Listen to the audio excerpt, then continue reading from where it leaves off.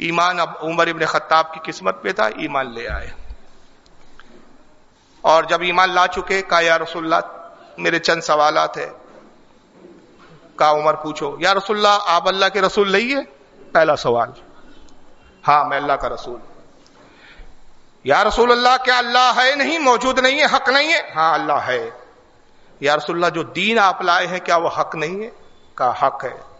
جب اللہ حق ہے، آپ حق ہے، دین حق ہے، تو پھر ہم چھپ کر عبادت کیوں کریں، اپنا دین چھپ کر کیوں رکھیں؟ کہا عمر ارادہ کیا ہے یا رسول اللہ؟ چلیے خانہ کعبہ میں آج ڈنکی کی چوٹ پر نماز پڑھی جائے گی. بازوئے عمر پر رسول کو بھروسہ تھا، اعتماد تھا. کہا عمر چلو آگے تم ہو، پیچھے ہم ہیں. رسول آگے پیچھے ہیں اور عمر آگے سینہ کڑائے چلے جا رہے ہیں. خانہ کعبہ میں داخل ہوئے. ابو جہل عتبہ سب بیٹھے ہوئے انتظار کرتے. خبر چل گئی تھی بھائی تلوار لے کے گئے ہیں، اب سر لانے کا وعدہ کیا ہے. سر کیا لاتے، حضور کے قدموں میں اپنے سر کو خود قربان کر کے آ رہے ہیں. معاملہ تو الٹا ہی ہو گیا تھا. اور جب داخل ہوئے دیکھا رسول پیچھے ہیں، عمر آگے ہیں. یہ سمجھ نہیں پائے. اس سے پہلے کچھ سمجھتے، آپ نے اعلان کیا کہ سنو اے اہل عرب، اے ابو جہل سن، اے عتبہ، اے شیبہ، اے ولید ابن مغیرہ، تم سب آگے ہو جاؤ، سن لو میں محمد صلی اللہ علیہ وسلم کا ہاتھ سے غلام ہو گیا ہوں، اور آج ڈنکے کی چوٹ پر ہم ایک اللہ کی عبادت کریں گے. اب تم میں سے جس کو اپنی بیوی بیوہ کرانی ہو، بچے یتیم کرانے ہو، پہلے عمر سے آ جائے، سامنا کر لو. دو ہاتھ ہو جائے عمر سے. اس کے کیا انداز تھا، کیا ڈیرنگ تھی، کیا تیور تھے عمر ابن خطاب کے. کس کی مجال ہے، سب جانتے تھے کیا بازو ہے، کیا قوت ہے. ارے جب باطل پہ تھے تو اتنے طاقتور تھے، اب تو تائید مصطفیٰ ہے، تائید خدا ہے، اور عمر کے سامنے ٹکے گا. سب سر جھکانے لگے. حضرت عبداللہ ابن مسعود فقی صاحب یہ وہ فرماتے اس موقع پر کیا ان کے الفاظ ہے، کہتے ما زلنا عزتا منذ اسلم عمر، کہتے خدا کی قسم جس دن عمر اسلام لائے اسی دن سے پھر مسلمان معزز اور عزت دار ہو گئے. ورنہ اس سے پہلے ہماری حالت یہ تھی کہ ہم دبے ہوئے تھے، کچلے ہوئے تھے. مگر جس دن سے عمر اسلام لائے مسلمانوں کو عزت مل گئی، معزز ہو گئے. اس حدیث کو امام بخاری نے لکھا ہے کتاب المناقب کے اندر لائے، باب مناقب عمر ابن الخطاب، حدیث نمبر 3684. ابن سعد نے بھی اس کو طبقات میں لکھا، جلد 3 صفحہ 235. ابن عساکر نے لکھا، ابن حجر المکی نے لکھا، بہت سارے نے لکھا. اور ایک دوسری روایت میں بہت زیادہ اچھے الفاظ اور آئے. یہی عبداللہ ابن مسعود کہتے کانا اسلام عمر ابن الخطاب فتحا، کا عمر کا اسلام لانا اسلام کی فتح تھی، اسلام کی جیت تھی. وکانت ہجرتہ نصرا، آپ کا ہجرت کرنا مسلمانوں کی مدد تھی. وکانت امارت رحمہ، اور آپ کی حکومت، آپ کی خلافت اللہ کی مسلمانوں پر رحمت تھی. یعنی آپ کا ہر دور مسلمانوں کے لیے فائدہ بخش تھا. اس کو امام طبرانی نے لکھا ہے معجم الکبیر کے اندر، جلد 9 صفحہ 165، حدیث نمبر 8820. ابن الاسیر نے لکھا ہے اس کو اپنی کتاب اسد الغابہ، جلد 2 صفحہ 318.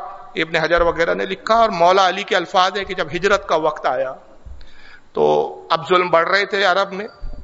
حضرت عمر کو تو کوئی ستا نہیں سکتا تھا، کس کی مجال تھی کہ عمر پہ ظلم کرے. لیکن جو غلام ہوتے تھے ان کو پریشان کیا جاتا تھا. جو غریب مسکین ہوتے تھے جو اسلام لاتے تھے ان کو امیر و کبیر قسم کے، جو جابر و ظالم قسم کے عرب کے لوگ تھے، وہ پوشیدہ دے طور پر موقع دے کے پکڑ لیتے، کسی کو قتل کرتے، کسی پہ کوڑے مارتے، ظلم ہوتا. اور پھر اللہ نے ہجرت کا حکم دیا، محبوب آپ بھی ہجرت کریں، اور پہلے اپنے اصحاب کو گروہ در گروہ، ٹولی در ٹولی، تھوڑا تھوڑا مدینے کی طرف بھیجتے رہیں. صحابہ جاتے رہیں.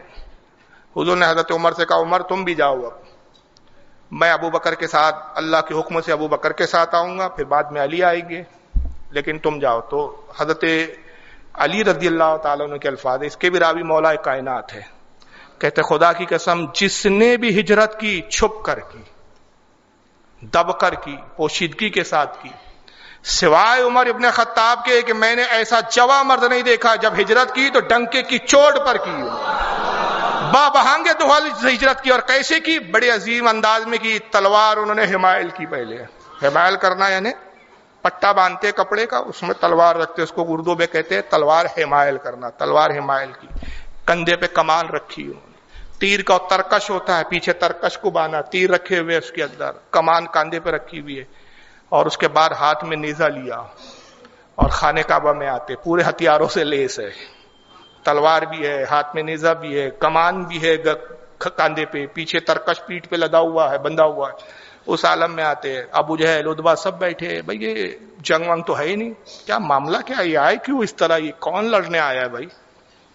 पूरे हथियारों से लैस होकर आए, पूरे असला के साथ आए, खाने काबा का तवाफ किया, हजर अस्वद को बोसा दिया, फिर कहा सुन लो, कल ये ना कहना कि उमर दबकर छुप कर चला गया था, मैं हिजरत कर रहा हूं और अल्लाह के रसूल के हुक्म से कर रहा हूं, और आया इसलिए हूं कि कल कोई ये ना कहे कि उमर इब्न खत्ताब जो है छुप कर गया था, भाग गया था, डर गया था।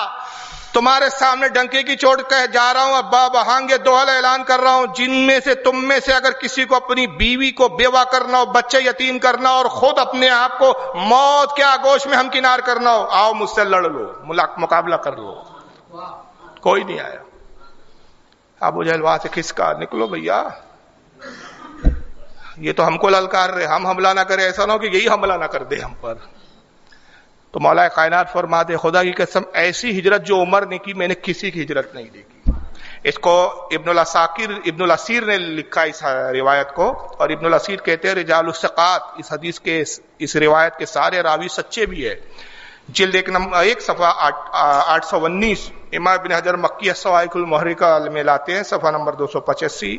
इमाम इब्न असाकिर तारीख़ दमिश्क में लाते हैं, मुहिउद्दीन तबरी और रियाज़ुन नज़रा में।